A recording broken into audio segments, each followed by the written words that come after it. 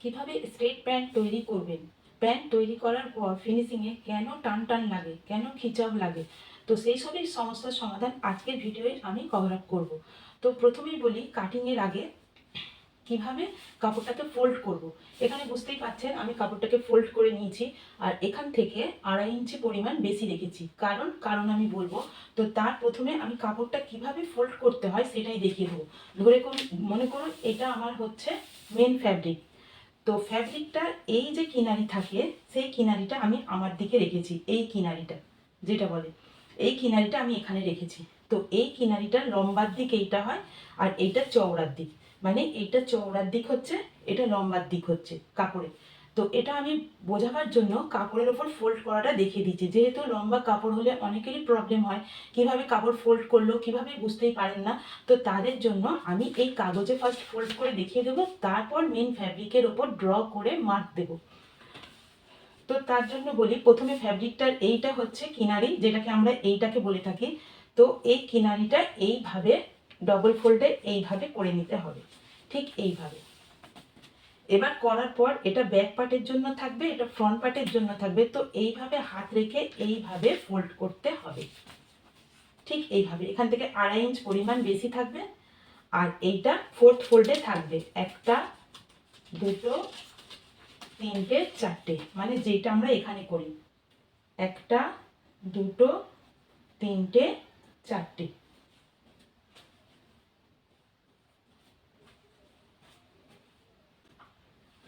এইবার কাপড় ফোল্ড করে নেবার পরে আমি আরো একবার দেখিয়ে দিচ্ছি কাপড়টা কিভাবে ফোল্ড হয়। এই যে ওপেন পার্ট থাকবে এইটাকে এইভাবে ফোল্ড করে নিতে হবে। তারপর ডবল হয়ে যাওয়ার পর এইটাকে এইভাবে ফোল্ড করতে হবে।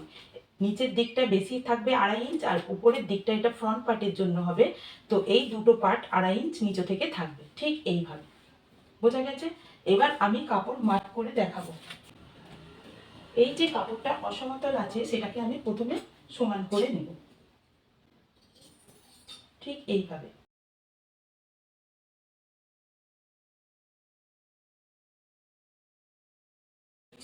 আর এই পাটটাকেও আমি সোজা করে নেব,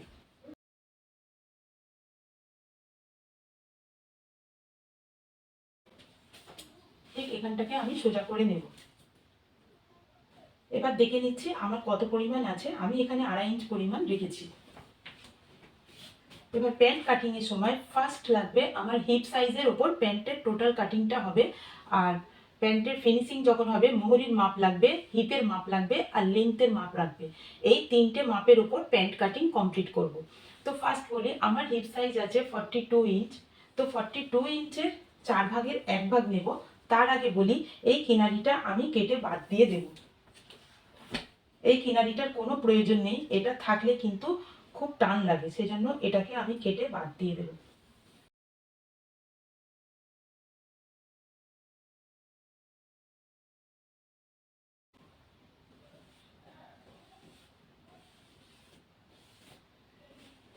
এটা এক্সেস কাপড়। এবার বলি হিপ সাইজের 1/4 আমার হিপ সাইজ আছে 42 ইঞ্চ। তো তার 1/4 হবে 10.5 ইঞ্চ। 10.5 ইঞ্চের সঙ্গে আমাকে আরো 3 ইঞ্চ এক্সট্রা লুজিং এর জন্য নিতে হবে,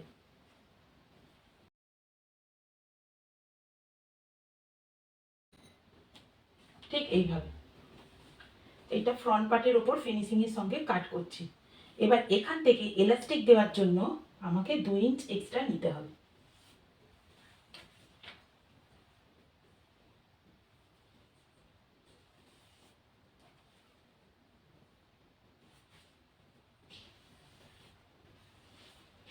এবার যত মার্ক পড়বে আমার এখান থেকে লেন্থের মার্ক টোটাল পড়বে। এটা আমার হিপ সাইজের 1/4 হলো, এক্সট্রা 3 ইঞ্চ লুজিং নেওয়া হলো। এবার আমি আসনে কতটা নেব। তো আসনে সেম একই পড়বে, 1/4 নিয়ে 10.5 হয়েছে আমার, তার সঙ্গে আরো 2 ইঞ্চ হবে, মানে 12.5 ইঞ্চ।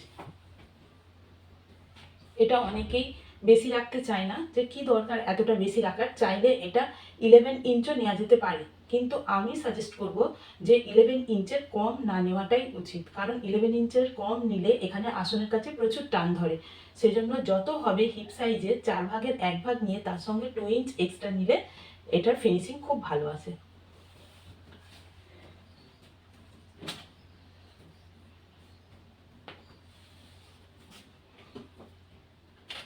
এইবার আমরা এটা থাইয়ের মাপ নেব। চাইলে এটা 2 ইঞ্চ কিংবা 2.5 ইঞ্চও নেওয়া যেতে পারে। খুব ভালো হয় যে থাইয়ের টোটাল মাপটা নিয়ে তার সঙ্গে 2 ইঞ্চ অ্যাড করে 1/4 নেওয়া। কারণ কারণ অনেকেরই আছে থাই চওড়া হয়, হিপের তুলনায় থাই খুব চওড়া হয়। সেজন্য আমি প্রত্যেকটা মেজারমেন্ট অনুযায়ী মাপ নিয়ে কাটিং করি। তো অনেকের সূত্র ধরে এইটা যতটা হয়েছে তার উপরে 2 ইঞ্চ 2.5 ইঞ্চ মার্ক বেশি দিয়ে এটা থাই মাপ নিয়ে নেয়, কিন্তু আমি কি করি, থাইয়ের মাপের সঙ্গে 2 ইঞ্চ এক্সট্রা অ্যাড করে নিয়ে তাকে 1/4 করে এটা মার্ক বসাই। সেটা হতে পারে 2 ইঞ্চও হতে পারে, 2.5 ইঞ্চও হতে পারে, চাইলে 3 ইঞ্চও হতে পারে। এটা ডিপেন্ড করে বডি মেজারমেন্টের উপর। বোঝা গেছে? তো আমি এখানে যেহেতু এটা থাইয়ের মাপ খুব চওড়া, সেজন্য আমি এটা 2.5 ইঞ্চে মার্ক দেব। আর এইটা যতটুকু নেব সেম অতটুকুই এখানে নেব। ব্যাস, এটার সঙ্গে এটা ম্যাচ করে সোজা টেনে দেব। বেশি এখানে ডিপ দেওয়ার কোনো প্রয়োজন নেই। এটা কোনো আর্মহোল নয় যে এটা খুব ডিপ করে দিতে হবে, জাস্ট এখান থেকে এটা ম্যাচিং করে দিতে হবে। আর এখানে যতটুকু এক্সট্রা নেওয়া হয়েছে, মানে এখান থেকে যতটা এটা বাড়াতে হবে, 3 ইঞ্চ 2 ইঞ্চ 2.5 ইঞ্চ সেম অতটুকুই ব্যাক পার্টের জন্য এখানে বাড়াতে হবে। বোঝা গেছে? এবার এইটার সঙ্গে এইটা কোনাকুনি ম্যাচ করে দিতে হবে।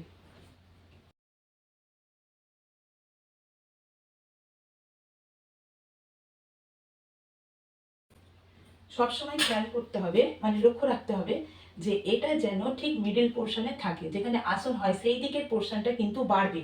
এইখানে যদি বাড়ানো হয় তাহলে কিন্তু প্যান্ট সব গন্ডগোল হয়ে যাবে। তাই এখানটার সঙ্গে পুরো অ্যাডজাস্ট হয়ে যাবে, আর বাড়ানো যেটা হবে সেটা থাকবে কিন্তু আসনের দিকে। এটা অবশ্যই লক্ষ্য রাখতে হবে। এবার প্যান্টের লেন্থ নিয়ে নেব। আমার প্যান্টের লেন্থ আছে 39 ইঞ্চ। তো এইখান থেকে এলাস্টিক ছেড়ে এরপর থেকে, মানে এটা ফোল্ড হয়ে এলাস্টিক হয়ে যাবে, তো এখান থেকে আমি টোটাল লেন্থের মাপটা নেব। মানে আমার আছে 39 ইঞ্চ, তো 39 ইঞ্চে নিয়ে নেব। এক্সট্রা 1.5 ইঞ্চ আছে, তো এক্সট্রা ফোল্ডের জন্য আমি 1.5 ইঞ্চ নিয়ে নেব।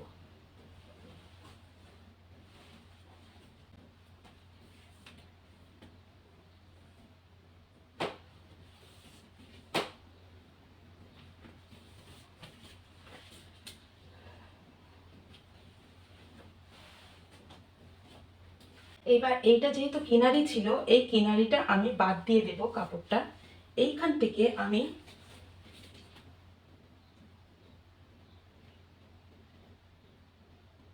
2.5 ইঞ্চ বাদ দিয়ে দেব। আমি এই নিয়মে করে দেখেছি, প্যান্ট খুব সুন্দর ফিটিং হয়। তো সেই হিসাবেই বলছি, এখান থেকে মিডিল ধরে কোনো রকম প্যান্ট কাটিং করবো না। এখান থেকে 2.5 ইঞ্চ আমি বাদ দিয়ে দেবো। তারপর মুহুরির মাপ নিয়ে নেবো। আমার মুহুরি যেহেতু চেয়েছে 14 ইঞ্চ, তো আমি এখানে 7.5 ইঞ্চ 8 ইঞ্চ নেব। দুদিকে হাফ ইঞ্চ স্টিচিংয়ে আমার বেরিয়ে যাবে, সেজন্য আমি এটা 8 ইঞ্চ নিয়ে নেব।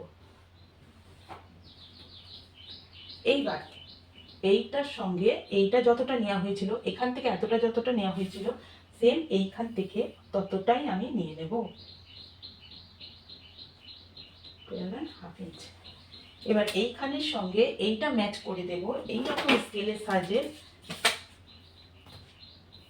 কার্ভ স্কেলের সঙ্গে এইখান থেকে এইটা দাগ দেব। কিন্তু তার আগে বলছি, এইটার সঙ্গে এইটাও ম্যাচ করে দেব। আমার যেহেতু এক্সট্রা কাপড় নিয়ে নেওয়াই হয়েছে স্টিচিংয়ের সঙ্গে, তাই আমি দুটো দাগ কিংবা 3টে মার্ক দেব না। এই মার্কের সঙ্গে এই মার্ক দিয়ে দেব, ঠিক এইভাবে। আর এইটার সঙ্গেও এইটা দিয়ে দেব, কিন্তু এটা বেশি দেব না, কারণ এইটা যদি আমি এখানটা খুব ডিপ করে দিই তাহলে কিন্তু প্যান্টের এখানে টানটা খুব বেশি আছে। অতএব আমি এটাকে কিছুটা পরিমাণ ওপরে তুলে এইভাবে মার্ক দেব।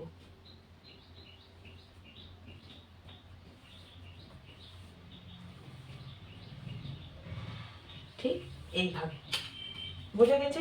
এখানটা যতটাই ডিপ করতে চাইবেন ততটাই কিন্তু প্যান্টের টান ভাবটা, খিঁচা ভাবটা বেশি এসে যাবে। সেজন্য এইটা যদি এইখান থেকে দিয়ে থাকেন এই কার্ভটা, তো যখন অপোজিট ডিরেকশানে ঘোরাবেন তো কিছুটা এতটা পরিমাণ 6 কি 7 ইঞ্চ পরিমাণ উপরে তুলে এইভাবে সোজা দিতে হবে। বোঝা গেছে?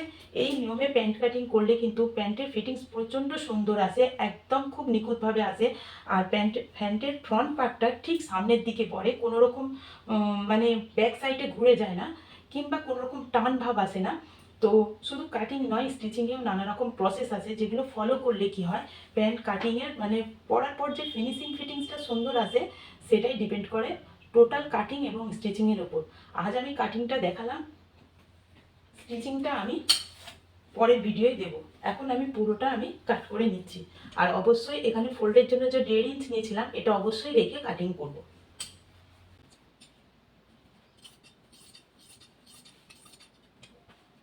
চাইলে এখানে মিয়ানিও দিতে পারেন, তো মিয়ানি দেওয়ার জন্য খুব কমফোর্টেবল হয়। আমি যেহেতু মিয়ানি দেবো না সেজন্য এমনি সিম্পল প্যান্ট কাটিং করে দেখালাম।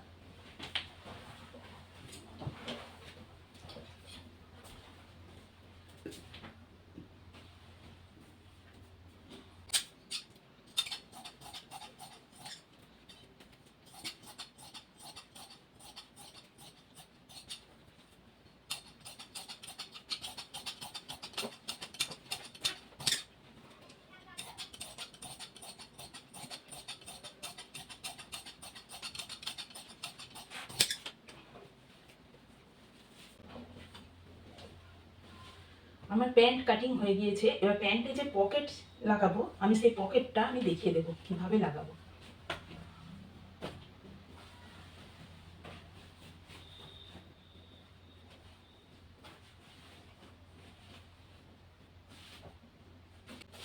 পকেট লাগানোর জন্য 13 ইঞ্চ লেন্থ নিয়ে নেব, নিচের দিক থেকে 6 ইঞ্চ নেব, এদিক থেকে আমি 7 ইঞ্চ নেব, নিয়ে এটা কাট করে দেব।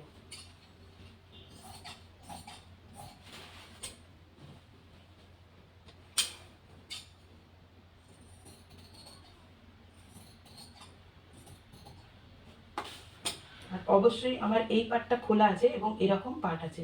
পকেট স্টিচিংয়ের সময় আমি দেখিয়ে দেবো যে পকেট কিভাবে আমি অ্যাটাচ করছি, কিভাবে প্যান্টের ফিনিশিং আনছি, কিভাবে প্যান্টটা স্টিচ করছি, কোথায় কোথায় ট্রিক্স মাথায় রেখে প্যান্টের ফিনিশিংটা সুন্দর আনার চেষ্টা করছি। তো সেই ভিডিওটাও আমি দিয়ে দেবো নেক্সট দিন।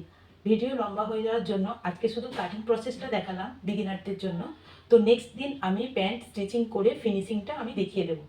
তো ভিডিও কেমন লাগলো অবশ্যই জানাবেন। বুঝতে যদি অসুবিধা হয় কমেন্টসে আপনারা নিশ্চয়ই রিপ্লাই করবেন যে কেমন লাগছে, কোথায় বুঝতে অসুবিধা হচ্ছে। আমি নেক্সট ভিডিও নিশ্চয়ই দেওয়ার চেষ্টা করব। তো আজকের মতো এখানেই শেষ করছি, দেখা হবে নেক্সট ভিডিওতে। ততক্ষণের জন্য ভালো থাকবেন, সুস্থ থাকবেন, আল্লাহ হাফেজ।